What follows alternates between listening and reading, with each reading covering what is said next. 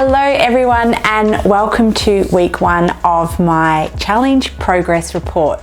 So I did these weekly challenge reports last 8-week challenge and I had some great feedback, so I thought I would do the same thing. So what you can expect from these challenge reports is that I'm basically going to be going through my week, letting you know how I'm tracking according to the goals that I've set myself, how I'm going according to the daily habits that I'm trying to stick to that will obviously help lead me to my overall goals. Chat about any challenges that have come my way and also answer any questions that seem to be popping up from the 23W community who are also taking part in this 8-week challenge. So let's go through week 1. First of all, there's not that much to actually report. Unfortunately, over the weekend, I did pick up a little bit of a tummy bug from my beautiful boy, Sky. So it meant that I started the first day of the challenge pretty much on the couch. Now, that can be something that can really derail some people when they get sick, especially when they decide to start something big, because they've got that kind of all or nothing approach. I didn't do that. I stopped, I relaxed, I made sure I got plenty of sleep. I did what I could to try and get my body back and ready to go. And to be honest, I did. I bounced back pretty quickly. It was just a tummy bug and I was ready to tackle things on Tuesday. But that does mean I've only got really a couple of days to report. But having said that, I have managed to hit 3 workouts in the gym. I definitely made sure that I reduced my load on a lot of the exercises. I did that by about 10% just to make sure that I was giving my body enough time to recover. I was able to hit my step goal of over 10,000 steps per day. And I know that that's something that a lot of people really struggle with, that golden 10,000 steps. Well, just bear in mind, it's all about where you're coming in at. So if you're only hitting, say, 3,000 steps in a day, well, it starts with awareness, being aware that that's how many steps you're actually getting. That is pretty low. It is relatively reflective of somebody who's quite sedentary, which means that you are going to be facing problems when it comes to weight loss because you don't have the amount of calories being used up from your non-exercise thermogenesis, that amount of calories we burn when we're being active just in daily life. So be aware of it and just try and improve it, but it does also have to do with the average across the week. So while on Monday I did spend all day on the couch and I barely hit 2,000 steps, I dare say that I'll probably make up for it when it comes to my weekly average. And then my other goal is to hit 2 HIIT sessions a week. To be honest, I'll probably only do 1 HIIT session just because I did start the week off not feeling my best and I don't want to overdo it. And I quite often liken weight loss to war in that, yes, you should get in, get out, get it done, not be sitting there drawing it out for longer than what it needs to be. But also, think about weight loss in terms of strategy. You don't want to send your best soldiers in first. So you don't want to be going in and doing all this exercise, training twice a day, doing cardio, doing strength sessions, changing all these nutrition habits. You actually just want to implement the smallest changes that will actually yield the biggest results. And then when you plateau, you can then send in more troops to help overcome those plateaus that you're facing. So I know that, previously I wasn't getting those HIIT sessions done per week. So probably if I just do 1 HIIT session a week, coupled with the dietary changes that I've made, coupled with the fact that I'm going to be really focusing on pushing my workouts, that's probably enough maybe for this week anyway to see the weight loss starting to occur that I'm looking to see. So think about your own circumstances if you are trying to lose weight, to just implement changes,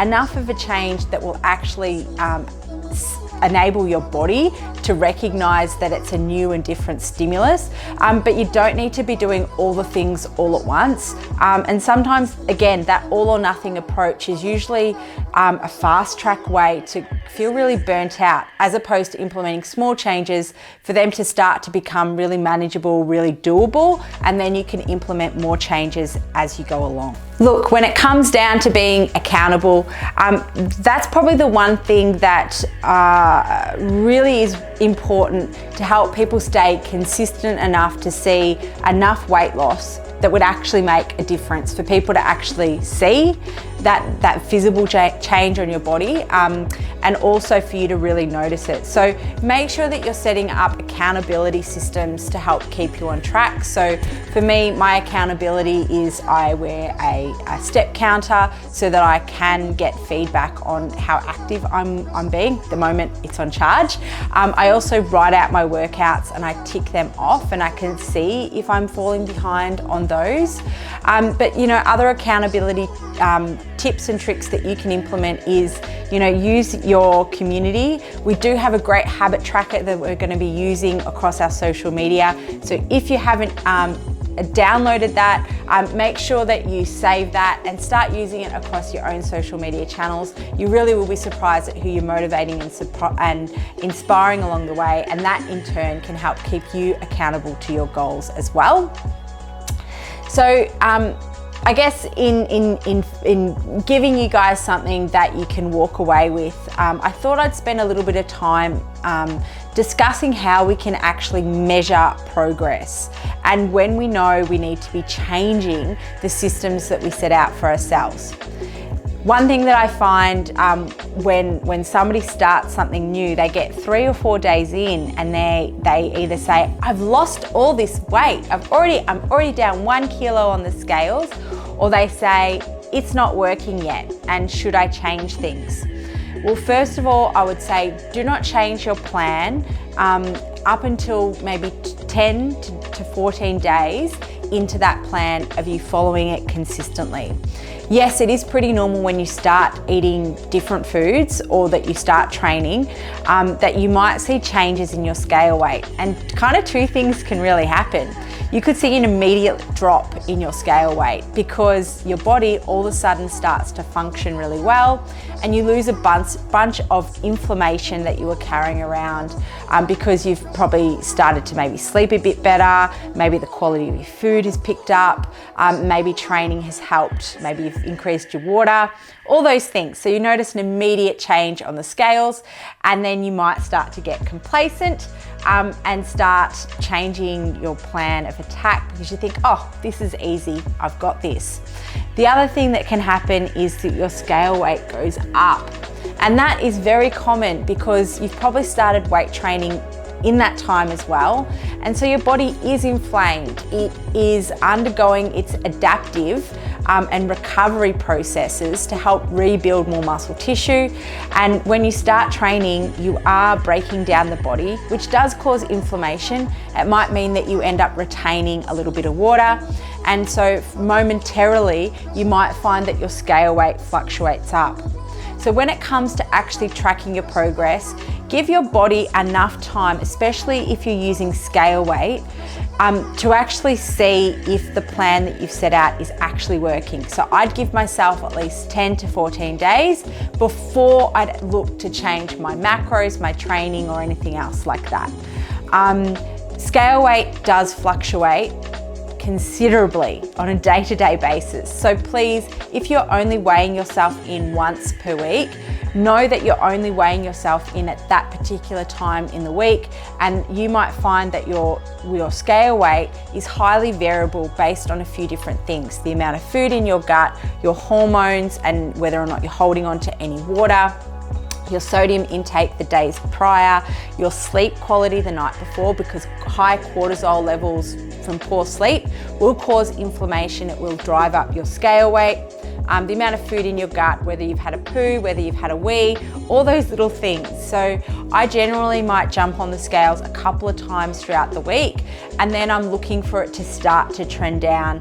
And I certainly wouldn't be upset if I jumped on the scales and I saw that it was up from the previous day, because I'd be looking over the 14-day period to actually see where it's going and if it's trending down. And if there is an average trend down of about half a kilo, I'd probably be pretty happy with that, to be honest. The other things that you might be looking for when it comes to tracking your progress is you might be looking at how your clothes feel, so whether or not you've lost any bloat around your stomach. That's a really good sign. Your sleep quality, your energy levels, how you're feeling and how you're looking in the mirror can also be a really important way to measure your progress. Weight loss is erratic, but don't let your plan for weight loss be erratic. Be consistent, be patient. You will definitely find that you might plateau on certain weight on the scales for a couple of days, maybe even a week, before you see maybe huge drops in your scale weight. So give your body enough time to adjust to the plans that you give it. And please let me know if you've got any questions. I can't wait to update you in week 2, and have a good week. Bye.